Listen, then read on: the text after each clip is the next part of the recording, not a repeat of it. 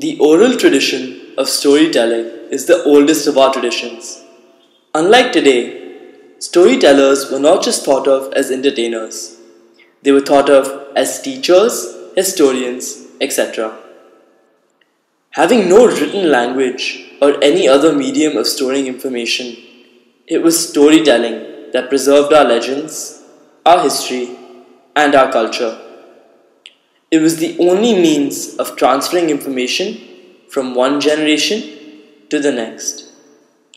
It was also used as a method of teaching, mostly targeted towards the young ones and some towards elders as well. Some were fantasy, whose main purpose was usually centered around teaching some morals and values, whereas some were purely based on an account of historical events. This art of telling tales is deeply embedded in every culture, taking different forms and different variations in different cultures. The art of storytelling, as well, varies from culture to culture with different mediums of communication and with different norms and rules associated with it, such as which member of the household was to recite the tale and to whom, and when such tales were to be shared. Even in the most urban localities, even in the most anglicized of Hindu families, oral tales are just a family member away. However, this art is slowly dying. With the advent of technology, the increasing penetration of various gadgets in our lives, such as the television, the radio, and the internet, families are giving less and less importance to the tradition of oral literature, leaving the future of folk literature in a doubtful state. In this essay, A.K. Ramanujan talks about the various types and the various components of the tales that he heard as he grew up. He samples various tales from his collections.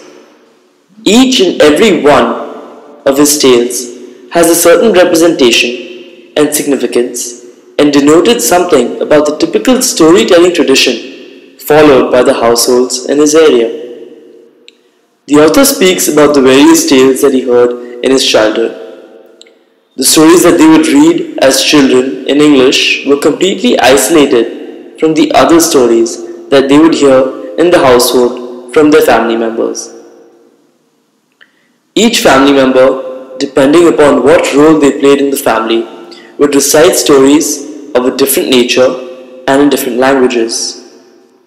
He contrasts the stories that were told to him and the stories that he read in the books. The author, blessed and handicapped by the three languages of Sanskrit, a mother tongue, and English, speaks about the significance and the role of these languages in the household. He contrasts between Western literature and Indian folklore and the representations and denotions that are made in both. The role of women in folktale and fairy tale is quite notable. Women-centered tales can be categorized into two. There are tales where marriage happens in the middle of the tale and thereby the girl has to suffer incestuous attention from the father or the brother before her marriage and from members of the husband's family after. Then there are tales which start from with the girl's marriage. She then loses her husband. All over the world we find tales in which right at the start of the tale, the female protagonist meets her love and then loses him. One famous example is of course Cinderella, which in Indian folk tale is described as Suvarna Devata. In these women-centered oral tales, women are usually portrayed as queens, princesses, maids, stepmothers, and witches.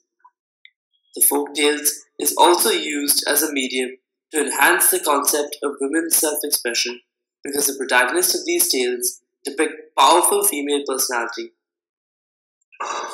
Marriage is one of the most basic and much talked about topics when it comes to women-centered tales. For a prince on his quest, a kingdom and a bride are the prizes he wins after his adventures and hardships. For a women-centered tale, marriage doesn't limit her quest for getting her man.